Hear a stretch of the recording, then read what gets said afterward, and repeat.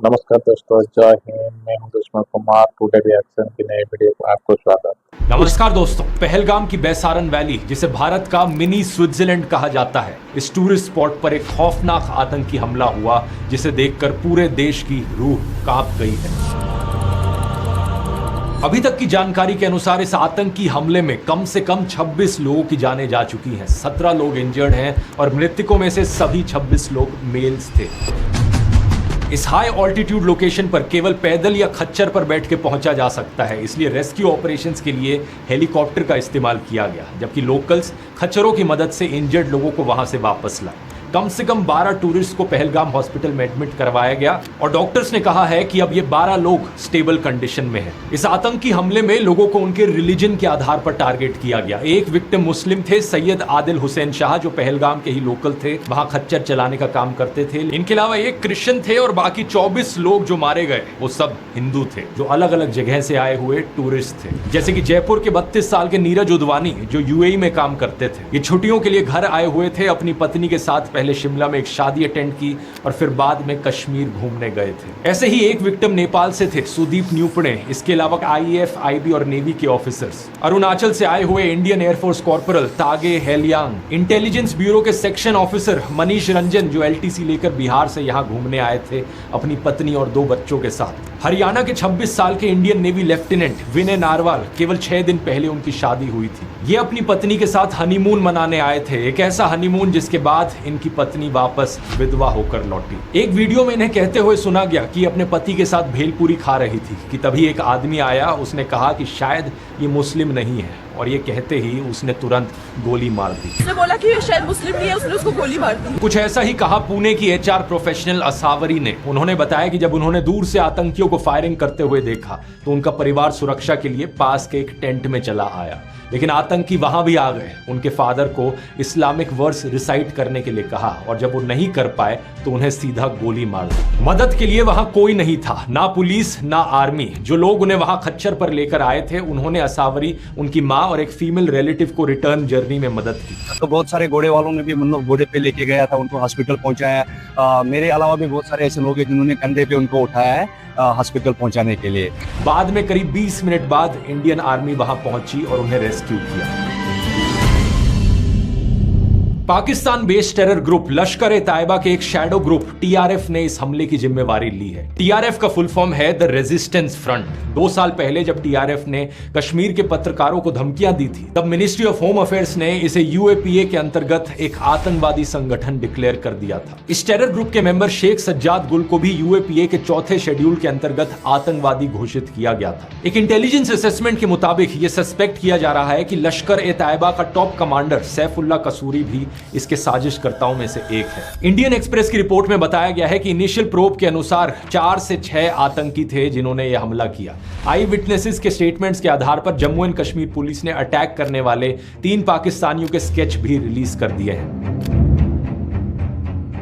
एक सरकारी सोर्स ने द हिंदू को बताया कि हमलावरों में से 2 ऐसे कश्मीरी युवाओं के होने का शक है जो 2018 में पाकिस्तान चले गए थे। अनंतनाग का आदिल गुरी और पुलवामा का एहसान। सरकारी सूत्रों ने बताया कि इन्होंने रिसेंटली पाकिस्तानी आतंकियों के साथ इन्फिल्ट्रेशन की और इनके मूवमेंट के बारे में कुछ इनपुट्स मौजूद थे। टाइम्स ऑफ इंडिया में राजशेखर झा की रिपोर्ट में एक सूत्र के हवाले से कहा गया कि पहले से इनपुट्स थे कि अप्रैल के पहले हफ्ते में आतंकियों ने कुछ होटलों का पूर्व परीक्षण किया था, इसलिए कोई इंटेलिजेंस फेलियर नहीं था। इंटेलिजेंस इनपुट्स होने के बावजूद अटैक हो गया। इससे दोस्तों पुलवामा हमले की याद आती है।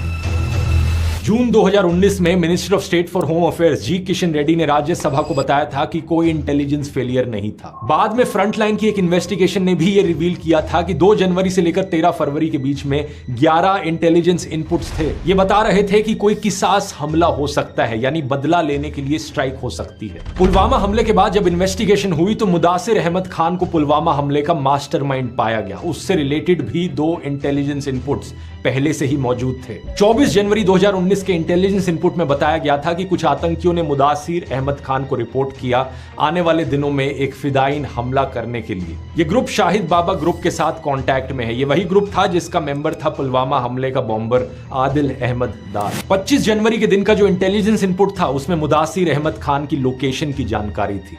बोल्ड लेटर्स में यह बताया गया था कि 4 फॉरेन मर्सिनरीज के साथ मुदासिर खान को स्पॉट किया गया है मिदूरा और लाम त्राल विलेजेस में। इस इनपुट में भी कहा गया था कि एक अटैक की प्लानिंग चल रही है जो अवंतीपोरा या पंपोर में किया जा सकता है। ये इलाके पुलवामा से केवल 16-17 किलोमीटर दूर है। इमेजिन करो दोस्तों, पुलवामा हमले से पहले भी मुदासिर एक नॉन आतंकवादी था जो 2017 में सीआरपीएफ कैंप पर हुए अटैक के कनेक्शन में वांटेड था। 12 फरवरी के एक इनपुट को तो मार्क किया गया था top secret, matter most urgent. इसमें एक ट्विटर हैंडल शाह GET 313 के बारे में जानकारी थी कि इसे पाकिस्तान के जैश मोहम्मद हैंडलर्स चला रहे हैं। इसने हिंट दिया था कि जम्मू एंड कश्मीर में सिक्योरिटी फोर्सेस के रूट पर IED ब्लास्ट कैरी आउट किया जा सकता है। साथ में एक वीडियो भी था जिसमें IED ब्लास्ट को डेमोन्स्ट्रेट किया गया था। 13 फरवरी के इंटेलिजेंस इनपुट में भी ऐसी ही एक फाइनल वार्निंग थी, लेकिन इसके बावजूद भी दोस्तों 2500 से ज्यादा जवानों को एयरलिफ्ट नहीं करवाया गया। इकट्ठे ही एक ही कॉन्वॉय में भेज दिया गया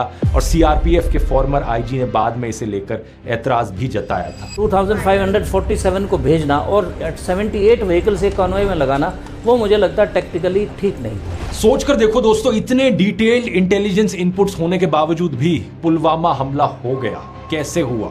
सवाल ये उठता है। मुझे तो पता नहीं, क्या आपको पता है? अगर मुझे नहीं पता, आपको नहीं पता, तो किससे पूछना चाहिए कि चूक कहां हुई? मुझे जवाब दीजिए। ये जो आतंकवादी हैं, उनके पास शस्त्र और बारूद कहां से आता है? वो तो विदेश की धरती से आता है और सीमाएं संपूर्ण रूप से आपके कब्जे में है। सीमा सुरक्षा पर आपके कब्जे में है कि विदेशों से घुसपैठ भी आते हैं। घुसपैठ से आतंकवादियों के रूप में आते हैं। आतंकवादी घटनाएं करते हैं, भाग जाते हैं। प्रधानमंत्री जी, आप मुझे बताइए, सीमाएं आपके हाथ में है, कोस्टल सिक्योरिटी आपके हाथ में है, BSF सेना सब आपके हाथ में है, नेवी आपके हाथ में है। ये विदेश से घुसपैठ के कैसे घुस जाते हैं? कोई भी समझदार इंसान, कोई भी समझदार बच्चा तक ये समझ सकता है कि देश की सुरक्षा चुनी हुई सरकार की जिम्मेवारी है। तो सवाल उसी से पूछा जाना चाहिए। दिसंबर 2016 में प्रधानमंत्री मोदी ने एक रैली में कहा था कि नोटबंदी ने आतंकवाद की कमर तोड़ दी है। तो सवाल यह उठता है कि आतंकी हमले रुके क्यों नहीं उसके बाद? सिर्फ जम्मू एंड कश्मीर की ही बात करें हम तो देखो, नवंबर 2016 में हुआ नागरोटा आर्मी बेस अटैक, जुलाई 2017 में अमरनाथ यात्रा अटैक, फरवरी 2018 संजूवन मिलिट्री स्टेशन अटैक, फरवरी 2019 पुलवामा अटैक, मार्च 2019 Jammu bus stand grenade blast, जून 2019 अवंतीपोरा में इंडियन पैरामिलिट्री पुलिस पर attack, 2023 Poonch Rajouri attack, 2024 Reasi attack और अब 2025 पहलगाम अटैक। एक के बाद एक आतंकी हमले हुए जा रहे हैं और देश की मीडिया में हिम्मत नहीं है सरकार से सवाल करने की। ये सिर्फ 2014 से पहले होता था कि मीडिया द्वारा सरकार से सवाल पूछे जाते थे। फिल्में भी आप देखोगे, अ वेंसडे जैसी फिल्में बनाई जाती थी जिनमें सरकार से आतंकवाद पर सवाल पूछे जाते थे। इसीलिए हम सरकार चुनते हैं कि वो मुल्क चलाए। आप लोग सरकार, पुलिस फोर्स, इंटेलिजेंस सक्षम है इस तरह की पेस्ट कंट्रोल के लिए, लेकिन आप लोग कर नहीं रहे। मैं चाहता हूं कि अगर मेरा बच्चा घर से बाहर निकले तो बेखौफ घूमे, कहीं भी, कभी भी, ट्रेन में, बस में, कहीं भी। उस जमाने में जनता मिलकर प्रोटेस्ट करती थी और नेता अपनी गलती मानते हुए इस्तीफा भी दे देते थे। जैसे कि मुंबई के 26/11 अटैक के बाद होम मिनिस्टर शिवराज पाटिल ने पब्लिक डिमांड के चलते हुए इस्तीफा दिया था और महाराष्ट्र के मुख्यमंत्री विलासराव देशमुख ने भी इस्तीफा दिया था। मैं ये नहीं कह रहा कि इस्तीफा देकर उन्होंने कोई महान काम कर दिया। बात यह है कि किसी भी फंक्शनिंग डेमोक्रेसी में ये एक बेसिक बात है और अब उस बेसिक कॉमन सेंस को हमारा देश खो चुका है। अब इस नए भारत में अर्नब गोस्वामी जैसे नमूने को देखिए। अर्नब गोस्वामी इस पहलगाम अटैक के लिए सुप्रीम कोर्ट को जिम्मेवार ठहरा रहा है। There was no need in my view for the Supreme Court to waste time getting into whether 370 was abrogation was valid or not. It was a waste of time because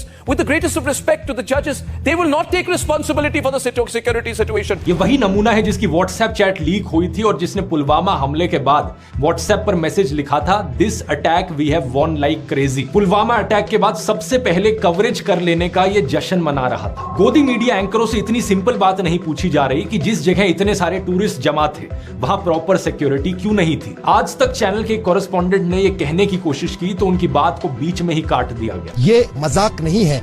2000 tourist किसी एक picnic spot पे हैं, वहां पर ना ही police बल की कोई तैनाती, ना ही सुरक्षा बलों की कोई तैनाती।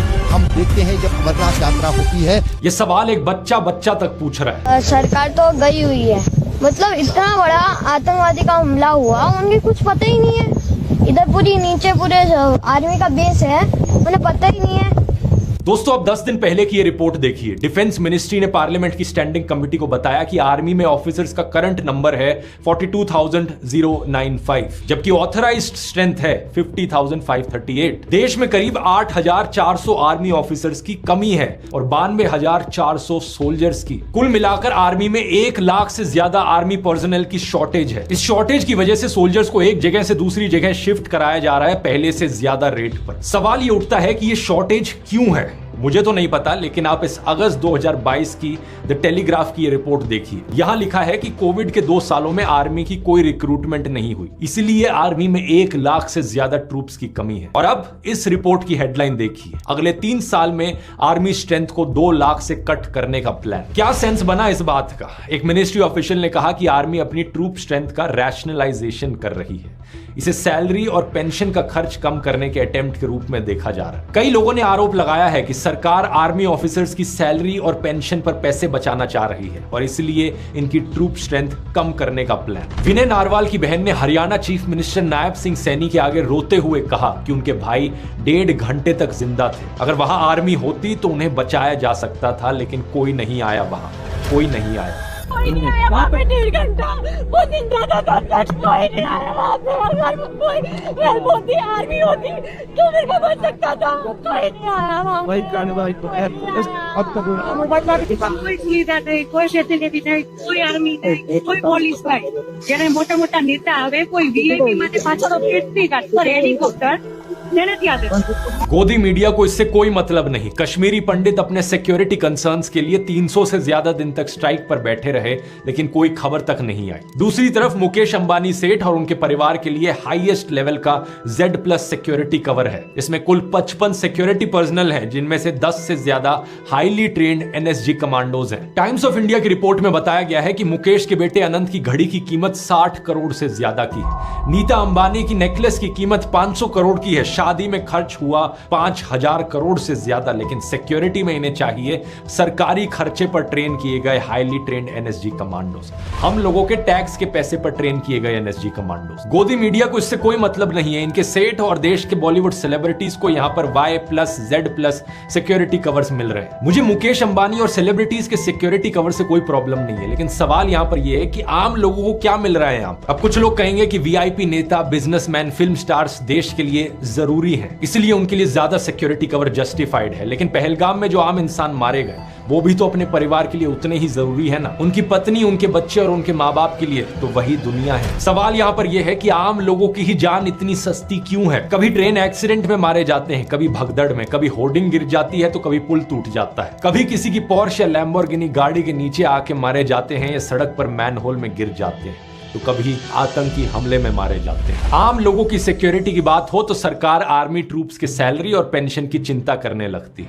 अलग अलग स्टेट्स की पुलिस को ही देख लीजिए, कितनी ओवरवर्क्ड है। बार बार पुराने वीडियोस में मैंने इसकी बात करी है। पुलिस की संख्या डबल करने की जरूरत है देश में। पुलिस को ज्यादा ट्रेनिंग फैसिलिटीज प्रोवाइड करने की जरूरत है ताकि देश में लॉ एंड ऑर्डर बेहतर हो सके, देश के लोगों को सुरक्षा मिल सके, लेकिन किसी को कोई मतलब ही नहीं है। लॉ एंड ऑर्डर का तो इस नए भारत में इतना बड़ा मजाक बन गया है कि क्या ही बताऊं। हर दूसरे दिन एक नया वीडियो सामने आता है, सड़क पर किसी को मारा पीटा जा रहा है, पुलिस कुछ नहीं करती। गुंडे आकर किसी स्टूडियो को तोड़ चले जाते हैं तो कभी किसी रेस्टोरेंट को, पुलिस वहां देखती रहती है। होम मिनिस्टर अमित शाह ने कहा है कि इस आतंकी हमले के गुनहगारों को बख्शा नहीं जाएगा। अच्छी बात है, पकड़िए उन्हें, जल्दी से सजा दीजिए।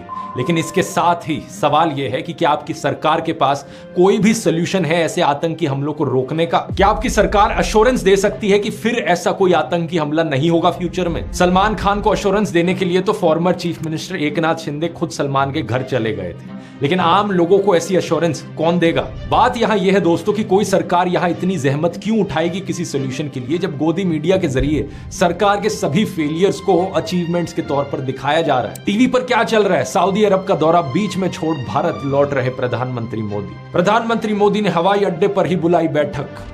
इन थंबनेल्स को देखिए, गुस्से में मोदी, ऑर्डर से पूरी दुनिया हैरान, सेना को दे डाली खुली छूट, ठोकना शुरू। जो ब्रेन वॉश लोग इस सब में यकीन करते हैं, उन्होंने अपनी इमेजिनेशन में अलग ही दुनिया बना रखी है। एक ऐसी दुनिया जहां पर धरती मोदी के अराउंड चक्कर लगाती है। खैर, अपने मुद्दे पर वापस आए। जम्मू एंड कश्मीर के मुख्यमंत्री ओमर अब्दुल्ला ने कहा कि इस अटैक को अंजाम देने वाले जानवर हैं, इनह्यूमन हैं, कंटेम्प्ट के लायक हैं। उनकी निंदा करने के लिए कोई शब्द काफी नहीं। उन्होंने विक्टिम्स के परिवारों के लिए संवेदना व्यक्त की। कश्मीर में लोगों ने शोक मनाने के लिए बंद लगाया। किसी ने एकता दिखाने के लिए मार्च की तो किसी ने कैंडल लाइट मार्च निकाली। कश्मीर के बाहर जमायत उलेमा ए हिंद जैसी प्रोमिनेंट मुस्लिम ऑर्गेनाइजेशंस ने टेरर अटैक को कंडेम किया। ऑल इंडिया इमाम ऑर्गेनाइजेशन के हेड इमाम उमर अहमद इलियासी ने कहा कि शुक्रवार की नमाज के समय 5.5 लाख मस्जिदों से स्ट्रॉन्ग एंटी टेरर मैसेज दिया जाएगा। विक्टिम्स के लिए प्रार्थना की जाएगी। भारत के बाहर यूएई, सऊदी अरेबिया, बांग्लादेश और कतर जैसे कई सारे मुस्लिम देशों ने भी हमले की कड़ी निंदा की है। देश के आम मुसलमानों ने भी सोशल मीडिया पोस्ट पर अपना विरोध जताया है। यह अच्छी बात है कि लोग आपस में रिलीजन के नाम पर ना बटें और इस तरह आतंकियों के मंसूबों को नाकाम करें, क्योंकि ये सभी आतंकवादी यही तो चाहते हैं कि भारत में धार्मिक नफरत फैले, लोग एक दूसरे से लड़े और हमारा देश टूट जाए। लेकिन क्या कोई भी देशभक्त ऐसा चाह सकता है? कभी भी नहीं। कोई भी देशभक्त यही चाहेगा कि मेरा देश मजबूत रहे, अखंड रहे। देशभक्त तो एक ही नारा बोलेंगे, भारतीय एकता जिंदाबाद। आप भी इस यूनिटी के संदेश को कमेंट्स में लिखिए अगर आप इससे एग्री करते हैं तो। मुझे बस ये बात नहीं समझ में आती कि बीजेपी वालों को इस नारे से इतना करंट क्यों लग जाता है। मैं चैलेंज देता हूं सभी बीजेपी के नेताओं को, अपने सोशल मीडिया पर लिखकर दिखाओ भारतीय एकता जिंदाबाद। मुझे लगता नहीं कि इनमें से ज्यादा नेता ये लिखने की हिम्मत कर सकते हैं, क्योंकि इन फर्जी राष्ट्रवादियों को नफरत फैलाने से फुर्सत मिले तभी तो राष्ट्रीय एकता की बात करेंगे ये। मृतकों की अस्थियां ठंडी भी नहीं हुई थी कि बीजेपी छत्तीसगढ़ के ऑफिशियल ट्विटर और इंस्टाग्राम हैंडल ने यह बेहद ही भद्दा पोस्ट किया। एक गिबली स्टाइल इमेज जिस पर कैप्शन लिखते हैं, धर्म पूछा जाति नहीं, याद रखेंगे। इंडिया टुडे की पत्रकार प्रीति चौधरी ने इस पर तंज कसते हुए कुछ ऐसा लिखा कि किसी ट्रेजेडी का फायदा उठाने के लिए कोई समय ज्यादा जल्दी नहीं है। इस पोस्ट से दो बातें साफ दिखती हैं। पहला यह कि जातिवादी अत्याचारों को लेकर ये कभी कोई समाधान नहीं करने वाले, क्योंकि समाधान निकालने के लिए समस्या को स्वीकार करना पड़ता है। इनसे जरा पूछकर देखो कि आज तक कितने ब्राह्मण, राजपूत या बनियों की बारात में उन्हें घोड़ी पर बैठने से रोका गया है। हमेशा दलितों को ही क्यों मारा पीटा जाता है, इसको लेकर इतने सारे न्यूज आर्टिकल्स मिल जाएंगे। जाति देखकर ही मारा जाता है ना।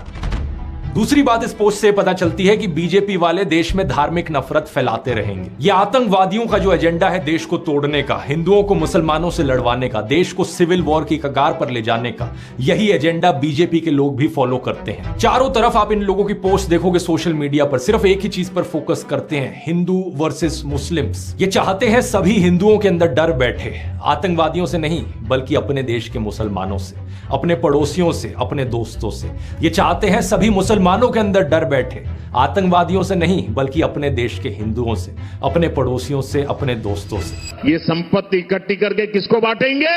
जिनके ज्यादा बच्चे हैं उनको बांटेंगे। ये सब सिर्फ इसलिए ताकि आप इन्हें डर के मारे वोट दो। यही कारण है दोस्तों कि 2014 के बाद से परपेचुअली हिंदू खतरे में रहा है। चारों दिशाओं से साल भर साल, महीने भर महीने यही हिंदू खतरे में है का नैरेटिव आपको सुनाया जाता है। हैरान हो जाएंगे, इस रिपोर्ट के मुताबिक The Muslim population has gone up by 43+%. 43% बढ़ी है। The Hindu population has gone down in an equal period by 7.82%. 8% कम हुई है। Think about this. It's crazy. एक साजिश चल रहा है भारत को गजवाए हिंद करने का, इस्लामिक स्टेट बनाना चाहते हैं। जबकि 2014 से पहले इसकी आपको कोई बात भी कहीं सुनने को नहीं मिलती थी। सिर्फ सत्ता पाने के लिए ये देश में हिंदू मुसलमानों को लड़वाने की बात करते हैं, देश को तोड़ने की बात करते हैं। और बीजेपी के जैसे ही कट्टरपंथी नफरती एलिमेंट्स मुसलमानों में भी हैं दूसरी साइड पर। ऐसे मुसलमानों को आप यहां देख सकते हो, जब हमले की खबर आती है पोस्ट पर ये हंसने वाले रिएक्शन देते हैं। ये लोग चाहे सुधरे या ना सुधरे, लेकिन एक चीज आप समझ लीजिए, आप जो आम हिंदू, आम मुस्लिम, आम सिख, ईसाई, बौद्ध, जैन हो, चाहे आप ब्राह्मण हो, राजपूत हो या दलित हो, चाहे हरियाणवी हो या मराठी हो, एक बात ध्यान से समझ लीजिए कि हिंसा चाहे धर्म, जाति, भाषा या किसी भी और आधार पर हो, हिंसा चाहे जो भी करे, हर एक हिंसा की किसी अगर मगर के बिना आलोचना करें। चाहे वो पहलगाम का आतंकी हमला हो या पैलेस्तीन में लोगों का मारे जाना, चाहे वो जातिवाद के नाम पर हिंसा हो या मराठी ना बोलने पर, कन्नडा ना बोलने पर लोगों को मारा पीटा जाना हो, हर एक हिंसा हमारे देश में दीमक की तरह है। नफरती आतंकी लोग आप लोगों को भड़काएंगे कि उन लोगों ने ये किया वो किया, लेकिन भड़कना नहीं है। ये अस वर्सेस देम, यानी हम लोग वर्सेस वो लोग। इस जहरीले प्रोपेगेंडा से बाहर निकलना है। हम भारत के लोग, हमारी डिमांड है कि इन सभी क्रिमिनल एलिमेंट्स, टेरर एलिमेंट्स को जेल में डाल दिया जाए, इन्हें सजा दी जाए। और जो बाकी लोग हैं, हमें साथ में रहना है, देश में शांति और तरक्की लेकर आनी है। इसलिए जोर से कहिए, भारतीय एकता जिंदाबाद। इस आतंकी विचारधारा के खिलाफ, देश को तोड़ने वाले लोगों के खिलाफ भारतीय एकता जिंदाबाद। मेरे चैनल इस तरह वीडियो देखने के लिए मेरे चैनल को सब्सक्राइब करिए और मेरे हर वीडियो को लाइक करिए और कमेंट करिए। नमस्कार।